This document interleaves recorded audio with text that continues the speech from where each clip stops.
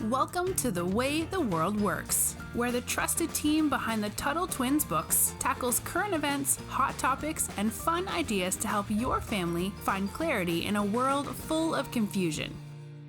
Hey, Brittany. Hi, Connor. Argentina just elected a new president. There was big news. This has been a couple months since it happened, but this is really exciting. And so I wanted to take a minute to talk to our listeners about what is happening in Argentina. This new president, I think he takes office. I think he's now in office, maybe at the time that this is coming out.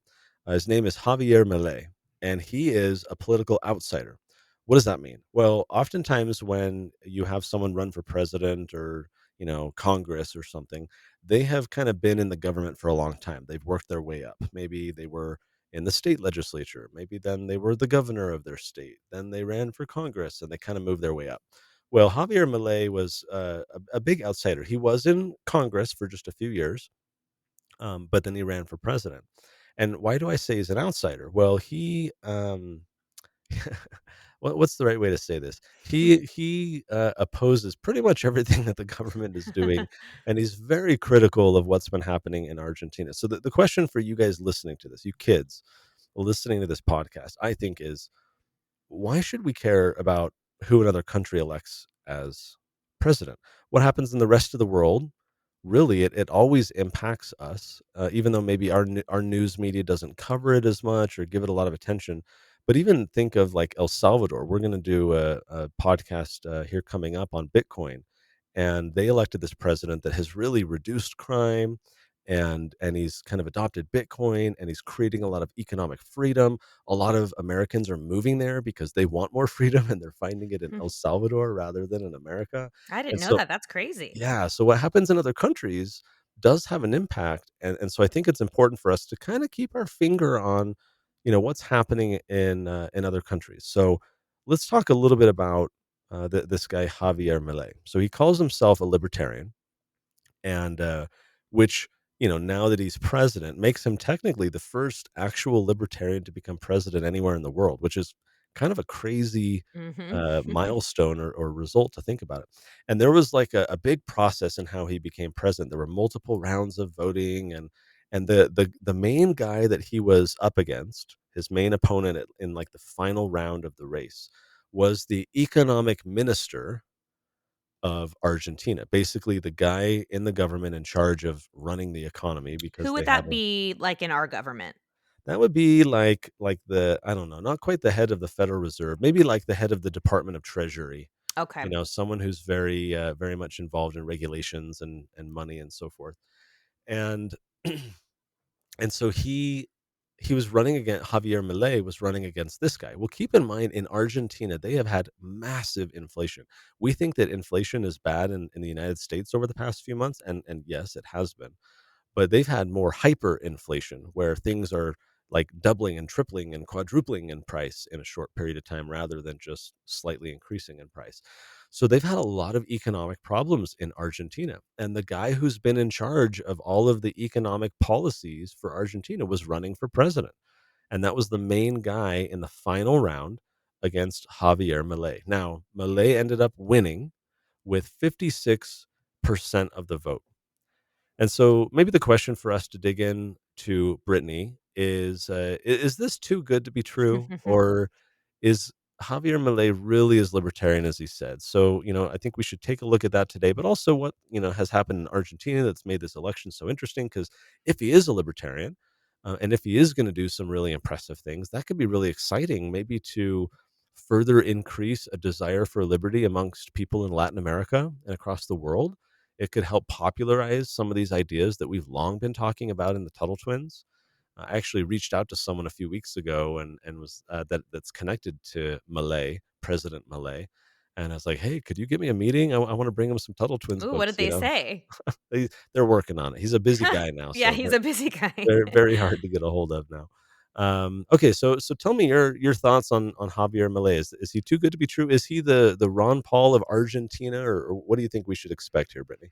It's one of those things where I proceed with caution. I get nervous every time someone says, he's going to be great. He's going to be great, just because I think we've all been burnt so much before. Hmm. But I can't remember another time other than Ron Paul, but of course he sadly not elected, where you hear somebody who's now the president talking about Hayek, talking about Rothbard, talking Yeah. about Mises, these amazing economists that we've talked about on the podcast before.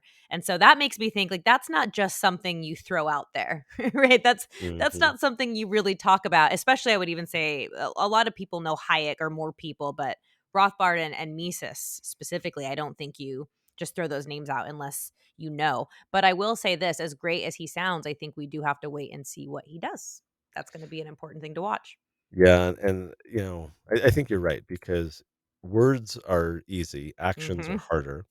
One of the interesting things about Milei is that the Congress that he has to work with as president, his party, his political party, these like libertarian people are only a minority. So yeah, he won the presidency, but it's not like he's a dictator. He Yeah. can't just start doing all the stuff that he wants. So it'll be interesting to see how libertarian he becomes. Um, uh, now, like maybe he doesn't get a ton change in Argentina, but you and I, Brittany, were very involved in kind of the Ron Paul efforts, and so tell me what you think about Malay's ability to be because Ron Paul, he didn't ultimately have a huge political influence. He didn't change a bunch of laws, get a bunch of things repealed when he was in Congress, but he had a huge educational and inspirational effect on a lot of people that had even wider impact. Do you think that there's potential there with Malay to do something like that? Yeah, and I think people just like to see people standing on principle. And one thing, Connor, you and I will remember, but you don't really hear this name anymore, was Dennis Kucinich back in the All Ron right. Paul days, who I did not agree with him probably on 90% of the issues. But when it came to the Federal Reserve, it was him and Ron Paul hanging out together and talking about it. And even though I didn't agree with him, I have so much respect for him because he was standing on principles when other people thought, like, why are you talking about this? Like, why is this your issue? You're a Democrat. And so I think it's even people who might not agree with him, with the president of Argentina, are going to look at him and say, oh my goodness, he's standing on principle. We haven't really seen a politician do that in so long. And that to me is something I find very inspirational. To some extent, I would even say that about Bernie Sanders if I believed he actually stood on his principles, where there's something about seeing people do what they believe that I think is inspirational that you don't see all the time. For sure. It reminds me of this video. I've watched a bunch of videos of this guy, and it appears he doesn't know English. Oh, really? Okay, I Um, wasn't sure. Yeah, like he got interviewed by Tucker Carlson, and they used an interpreter for the whole Hmm. thing, and um, even like Elon Musk, he recently talked to him, and but it appears that he doesn't know much English. So, but I know Spanish, and so it's been kind of fun to watch these videos and listen to him. There's this one video that he kind of went viral with, and he had up on this whiteboard a list of all of the different government departments in their version of the federal government, their national government. And they had, Department of the Ministry of Culture and the Ministry of Women and the Ministry of, Education and The all these things wokeness, well, some of it's wokeness, I guess not. Well, education's pretty woke these days, but for sure. And it was funny because he walked down this whole whiteboard and he would say, Department of the Ministry of Culture, fuera, and which in Spanish that means like get out of here, repealed. actually reminds me of Ron Paul. Do you remember they were asking him, "You would slash this, this, and this," and he just, like, silently started applauding for himself? I don't know if you Yeah, remember that clip, but that's kinda what that reminds me of. that's right. And to me that's exciting because like Ronald Reagan, who was president here in the United States in the 1980s, he has this famous quote where he says that the closest thing to eternal life on earth is a government program, right? Because like even okay, so when we did our Tuttle Twins book on the Leviathan crisis, the book that we used for inspiration of that book was Crisis and Leviathan by Bob Higgs. And that book was written like in the 80s or the 90s, and what Higgs did in that book was he looked at history in the United States of all the times that the government had grown during crisis. And what he pointed out in this book is like for adults and college students. It's kind of academic.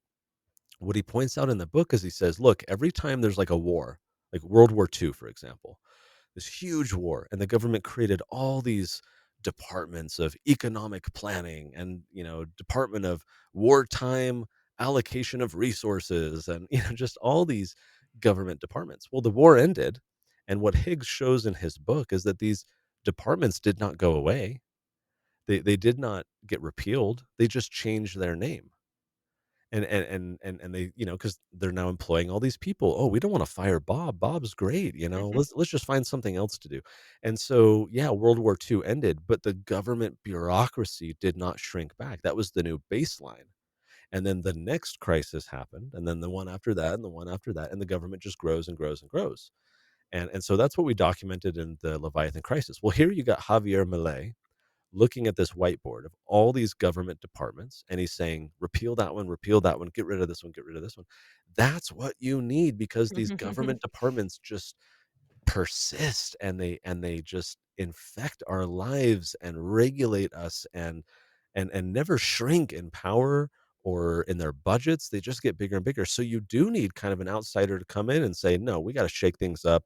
We got to get rid of all these, the Ministry of Public Works, or the Ministry of, I think the women one was Ministry of Women, Genders, and Diversity, as you're saying, and Oof. Ministry of Transport, all these things. And so you need kind of a bold outsider, I think, to come in and say, do we really need the government to do all this stuff?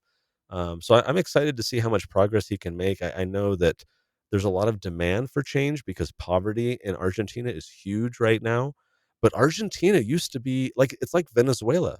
Yeah. Right now you got the commies, the socialists and Maduro and all these guys running Venezuela.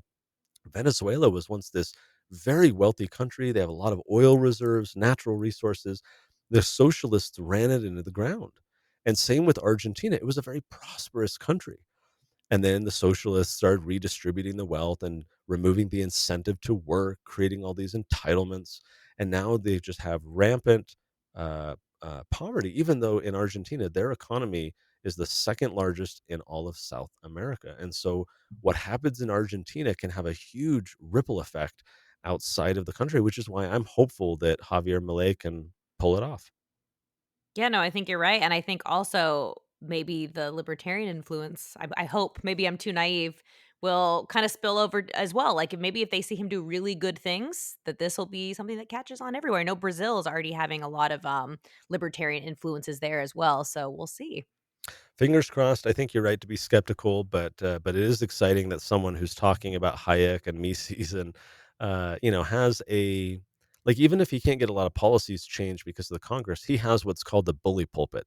And really what that means is, like, you've got a microphone. You've got the ability to share a message that's going to be heard by a lot of people.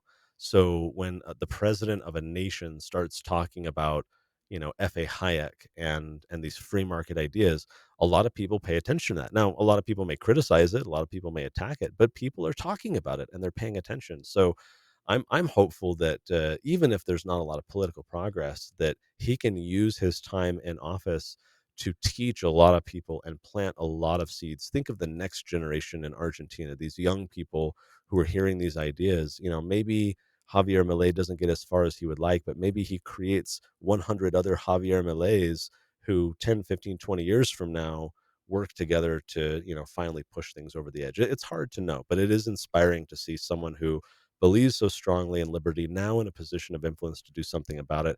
It's worth paying attention to, because this could have a really good ripple effect. And it kind of makes me jealous a little bit, Brittany, because I'm like, we could have had that with Ron Paul here in the Yep. United States, but everyone wanted Mitt Romney instead. Ugh, we missed our chance. But Javier Milei, Argentina, it's worth checking out. It's worth following the news, especially because he wants to fight the central bank, their version of the Federal Reserve. He wants to shut it down completely, which would be remarkable. I don't think the CIA will let him. I don't think our government will tolerate that, because they don't want that idea to become even more popular. But it is exciting to see, and it's worth following. So hopefully you guys can pay a little more attention to that. We can monitor progress, cheer him on from afar, and hopefully those ideas spread even further. Brittany, it's great talking to you, and until next time, we'll talk to you later. Talk to you later. You've been listening to The Way the World Works. Make sure your family is subscribed and check out TuttleTwins.com for more awesome content.